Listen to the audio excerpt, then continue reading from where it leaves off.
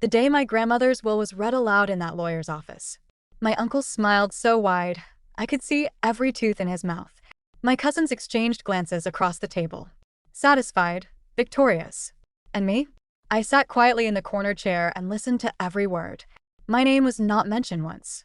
Not once in a document that divided everything my grandmother had spent 81 years building. The house went to my uncle. The savings went to my cousins. The jewelry, the furniture, the land behind the property. All distributed carefully.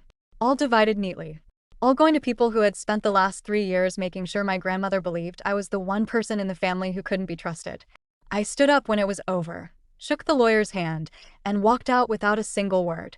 My uncle called after me. Nothing personal, nephew. I didn't turn around. My name is Ezra Calloway. I am 34 years old. And for as long as I can remember, my grandmother Iris was the only person in my family who ever truly saw me. While my uncle was charming and loud and filled every room with his laughter, I was the quiet one. The one who sat with her on Sunday afternoons while everyone else was busy. The one who drove her to her doctor's appointments when her knees got bad.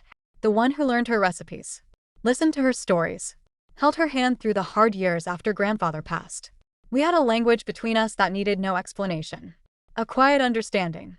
And she had one rule she told me every single time I visited. Ezra, she would say, pressing my hand between both of hers.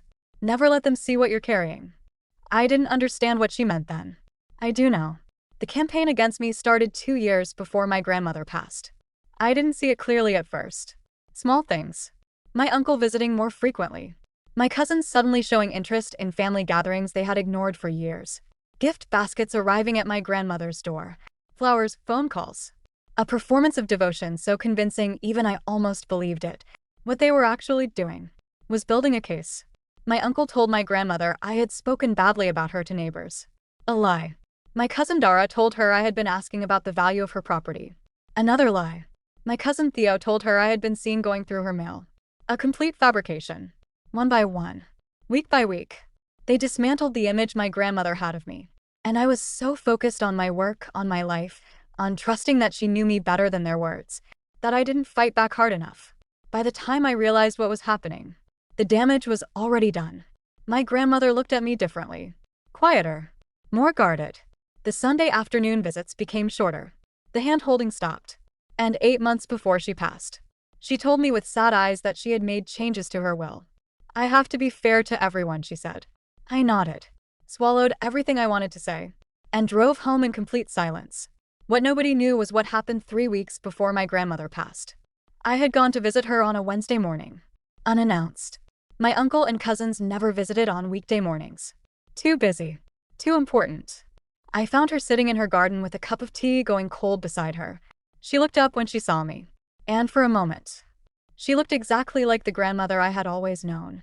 Sit down, Ezra, she said. I sat. We didn't speak for a long time. Just the two of us. The garden. The quiet. Then she reached into the pocket of her cardigan and placed a key on the table between us. Small. Old. Attached to a tag with a number written in her handwriting. There is a safety deposit box, she said quietly. At the bank on Meridian Street. I looked at the key, then at her. I know what they told you, I said carefully. She was quiet for a moment. I know what they told me too, she said. And I know my grandson. Her voice didn't waver. Everything I built that matters. She pressed the key into my palm and closed my fingers around it. Is already yours. She passed 11 days later. Peacefully in her sleep. I held the key for 3 weeks after the will reading. While my uncle changed the locks on her house. While my cousins divided her jewelry on her dining room table. While everyone celebrated what they had taken. I waited. On a Tuesday morning, I walked into the bank on Meridian Street alone. The safety deposit box had been registered in both our names for 6 years. 6 years. While my uncle was building his case, while my cousins were telling their lies, my grandmother had already been 3 steps ahead of all of them. Inside the box was a document prepared by a separate lawyer. A lawyer my uncle had never met. A second will. Legal, witnessed. Dated 4 months before her passing. Leaving me the deed to a property nobody in the family knew existed. A commercial building in the city my grandmother had purchased quietly 30 years ago. Rented out for decades. Generating income nobody had ever seen. Worth more than everything in the first will combined. There was also a letter in her handwriting. 3 pages. Documenting every lie my uncle and cousins had told her. Every visit, every manipulation, and every fabricated story. She had written it all down. Dates, names, and their conversations. My grandmother had known exactly what they were doing, and she had let them believe they had one. I contacted a lawyer the same afternoon. The second will was filed within the week. When my uncle received the legal notification, he called me 14 times in one evening. I answered on the 15th. "This isn't right," he said. His voice had lost its confidence. "She wasn't in her right mind." "She documented everything you told her," I said calmly. "Every lie, every visit, every story you and your children invented." Silence. "She knew exactly what she was doing," I continued. "She just never let you know that she knew." More silence. "The building is being transferred into my name next Thursday," I said. "You're welcome to contest it." I hung up. My uncle did contest it. His lawyer reviewed the second will, reviewed my grandmother's documentation, reviewed the witness signatures, and quietly advised him to withdraw. The transfer was completed on a Thursday morning. I stood outside that building for a long time afterward. 6 floors. 30 years of my grandmother's quiet work. Built while she was raising children and burying a husband and holding a family together. Built while nobody was watching. Just like she had always operated. Quietly. Deliberately. Patiently. My uncle has not spoken to me since. My cousins deleted me from every family group.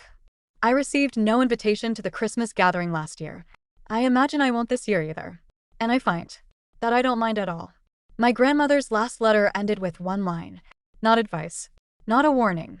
Just the same thing she had always told me. Never let them see what you're carrying, Ezra.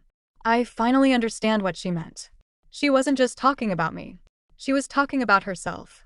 The most powerful person in that family was the quiet old woman in the garden, drinking cold tea and holding all the cards. The people who underestimate you are always the most shocked when the real cards are finally placed on the table. Patience is not weakness. It is the most dangerous strategy there is. Thanks for watching. Don't forget to like, share, and subscribe for more stories. Thank you.